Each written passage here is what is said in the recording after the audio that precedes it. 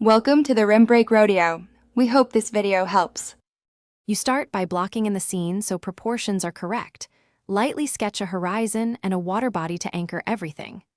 Add a sun and mountains to give elevation cues because evaporation relates to heat and altitude. Make quick cloud blobs where condensation will form and draw arrows showing upward and horizontal movement. This helps you plan the cycle's direction. Once done, refine outlines. Make sure spacing leaves room for labels and processes, so later details won't crowd the composition. Now you map the water cycle mechanics.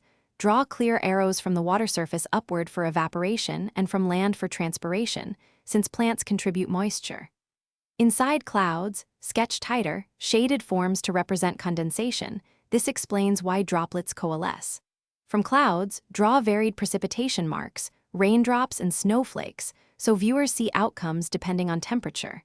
Then show runoff lines and a stream returning to the lake. Explain why gravity and slopes direct water back. Finish by cleaning up pencil marks, inking key lines, and adding color to distinguish water, land, and air layers so viewers immediately grasp each stage. Label each process clearly.